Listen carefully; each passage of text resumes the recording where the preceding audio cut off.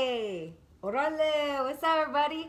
Okay, I'm just gonna jump right to it, man. The more I get into my work and the more I follow my path and the more I'm invited to speak on my work and my blood and my practices as a woman of indigenous descent, the more people question me like, well, you're so light-skinned. I'm like, yeah, let me tell you about it. I don't feel, well, maybe I do feel like I have to defend who I am, my indigeneity. It's more about like educating the American public, because the government on purpose don't teach you about who was here before you and what the history was before this was all America, okay? By the way, in southern places, in Mexico, in Latin America, this is all Las Americas. Like, so us calling America America is also a misnomer, and everybody who thinks that America is some like straight up European thing is disillusioned, largely based on what they teach you in public schools. So, quick history, 1492 happened, Columbus discovered, which he didn't, America. Shortly after that, in 1519, Cortez came and was the conquistador who conquered New Spain or Mexico.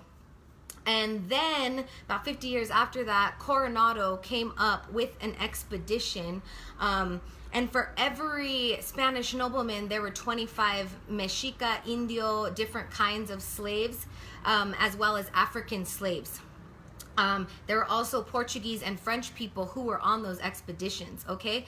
It is inevitable that people together are going to have sex. It's called biology. So people coming up in the expeditions north from Mexico, from conquest Mexico, from genocide, from rape, from mixing.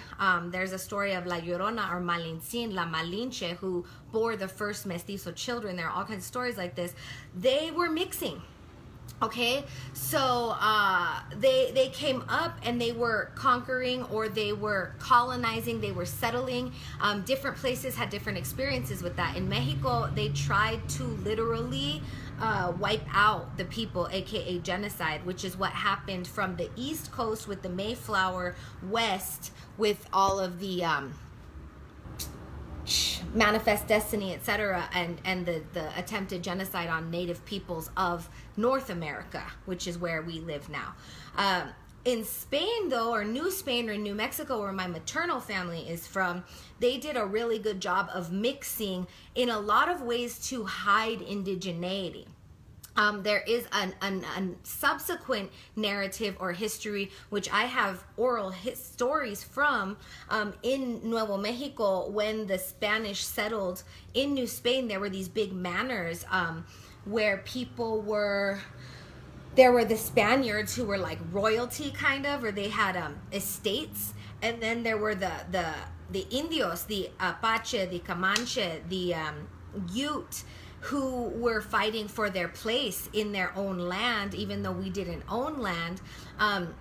So what they did is all of the mixed bloods, like the mestizos, the ones who were mixed with indigenous Native American and Spanish, were not accepted by neither the Spanish noble people or the estates nor the indigenous people. So there was a class of people called genizaros who were actually put as human village fortresses around the Spanish estates to divert Native American attacks on the people. So my great-grandmother Felicita had stories that, because she was a mestiza, a mixed blood. On my mother's side, we have, on my mother's side, there's Apache and Comanche and Arapaho blood. On my mother's father's side, there's Picuris and Comanche blood, and mixed with Spanish. And my great-grandmother would tell stories of boiling oil and water to throw on the Indians. And they were brown people, like my great-grandparents. And my mom's like, well, wait, aren't we Indian? And then that's where the history comes up. It's like, well, if you were mixed blood, you were relegated to below the Indians and below the Spanish. So this, from these brief histories, is why if you see like in Mexican culture, Mexican American culture, you are called la raza, right? Like que viva la raza, because you had to be something else. You had to identify outside of being a full-blood Indian or a full-blood European, because you weren't accepted by either. And that has grown. So then there was the annexation of New Mexico and Texas into the United States of America with the Treaty of Guadalupe Hidalgo. Let's not even talk about how treaties aren't upheld or are upheld. And I'm not a historian. This is just my oral history from what my mother's taught me as a Chicana. So then in the 1940s and 50s, a bunch of brown and black men were sent to war for fucking profit of a bunch of rich white men, because that's America. And they came back. My grandfather, my mother's father, freed concentration camps in Germany, and came back to signs in buses that said no dogs or Mexicans allowed, because we were Mexicans, because this used to be Mexico. And he was like, what the fuck, right? Like, how am I supposed to go and free concentration camps, and then I end up here not even, oh, thanks, Theo, I love you. I can't even be in my own land. I can't even be in my own place, right? So there was assimilation that happened, and assimilation is when the subordinate class takes on characteristics of the dominant class for survival. Thank you, Theo Wilson, for that succinct verbal lesson. So my mother's generation, they're all named like Jennifer and Deborah and Phyllis, and those are my mom's Deborah or Bíbora or Debbie, okay? Or my auntie is Phyllis or Felicita, named after my great grandmother, but they went by their European, their white names, so they would not be discriminated against. I'm light skinned, but my mother and her sisters are all morenitas, and their names are European names. They have the last name Montoya, which is also a European name, but came from the Moors, because there's even more history of mixing of bloods. So then, when my mom was like 18, she was like, wait a second, this doesn't make sense. I'm clearly not a white woman. I am clearly have all of this other thing. And this was in the arisal is not even a word, when the American Indian movement was happening, when the Black Panther movement was happening, and people are like, oh, wait a second, F this, I am not this European machine. Like, I might be a mixed blood, but I have indigenous blood. So the way I was raised was on the heels of that civil rights movement, and brought back to my ethnic self, my indigeneity. I forgot to add, my mother and father met during the Chicano Civil Rights Movement, and my dad was with the Antro Campesino and the UFW. My father's father is the first United Farm Workers card holder, and was the person who said yes to Cesar Chavez, which started the United Farm Workers Movement. So my lineage, regardless of how you think I look, is full of mestizo, indigeno, and mixed European, yes, freedom fighters on this continent, on Turtle Island, on Ixachilan, where my people are from. And I'm a güerita, and we come in all different colors, as Ramon del Castillo, a fellow Chicano activist, told me when I was 11, being a danzante, worried about my skin still, because I used to get teased by all the brown kids. Because colorism is a thing, because it's America and it's fucked up. So I understand that as a light-skinned woman, I am very privileged. And more so, I just came to this conclusion where I'm like, holy shit, most white people, like, their culture was totally erased, right? So there was this white man questioning who I was. Well, how indigenous is she? Because poor white people don't have culture that they can be with, right? They came from Italy, they came from Sweden, they came from all these places. You're white, white, white, white. Let's homogenize you to have power over you. So the strongest thing you can do as a white person is find out where your people from. Are you from Norway? Are you from Sweden? Are you from England? Are you Welsh? Are you Celtic? Who are your people? Who are your indigenous people? And how can you integrate that with you? How can you reclaim those lost roots, parts of yourself, so that we can all start healing from this colonialism that happened to us, so that a few people can be in power and rule everything and make you believe that you're not special.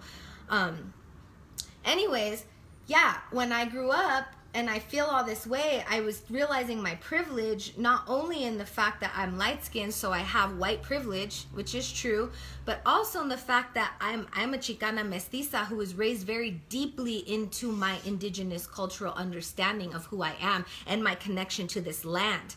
So it's like a double privilege, because that's a privilege, right? How many people, morenitos or not, were stripped of our lineages? Right? We're stripped of our cultural understanding, of our dance, of our song, of our prayer, of our medicine, of our languages. Okay? So many of us. So how are we healing? All right? Shit, man, as far as my medicine goes, like, I'm also very privileged in that, being able to honor the medicine of my grandmothers, of my mother's mothers, who are all healing people. My mother's mother fled New Mexico por la brujería.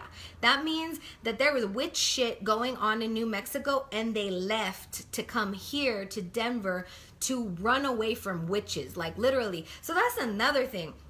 All this appropriation, like, don't call yourself a bruja if you don't understand the history of what it is to actually be a bruja and have to run away from shit because you're a bruja, okay? From my great-grandparents, they had to hide, they had to flee death. Death, being put to death, tortured, okay?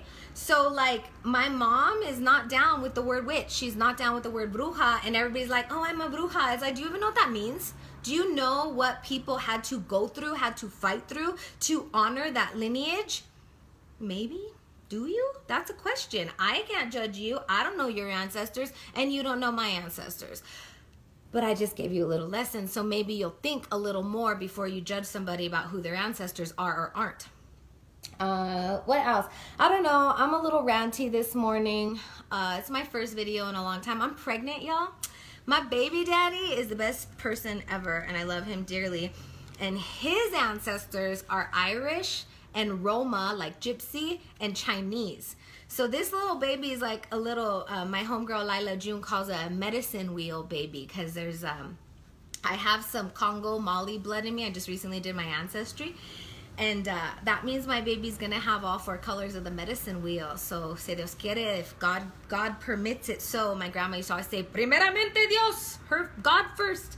Si Dios quiere, my baby's going to be able to bridge even more so than I can, regardless of how they look, regardless of who judges them for how they look.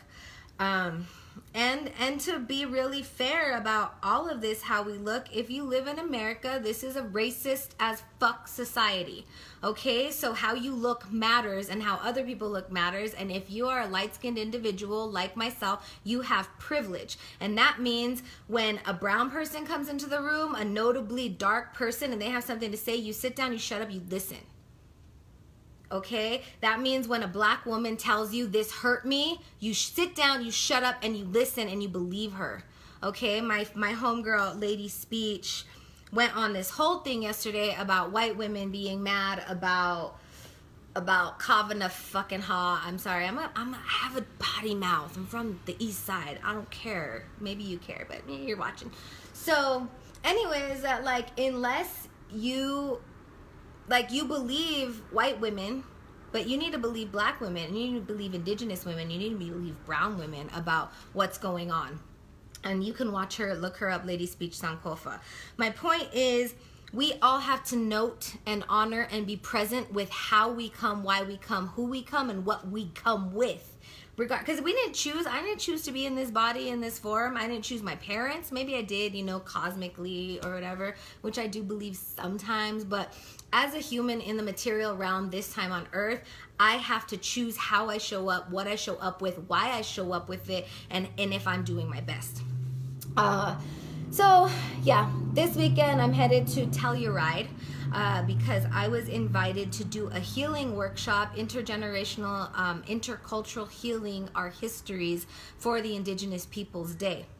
And honestly, I think I'm perfect for that job because I've had to do a shit ton of healing for myself, honoring all parts of me. And I just signed up for flamenco classes to honor the Spanish part of me, even though they're conquistadores. I too am a conquistadora. Like, here I am, all güerita and stuff with indigenous blood. So if I reject myself, I reject who I am inside, and that is painful. And it also leads to autoimmune diseases. Like, when people don't love themselves, and I see this in my clinic space, like, it'll show up in your body rejecting you. All right, so healing our ancestral trauma, healing our blood, healing our wombs, healing our rapes. There's I could go on and on about oral history, rape in my blood based on my mestizaje. But I won't. I think I'm done. Anyways, many blessings to you. You know, look at my baby bump. It's really cute. Thanks for watching. Catch you later. Ciao. How do I turn this off?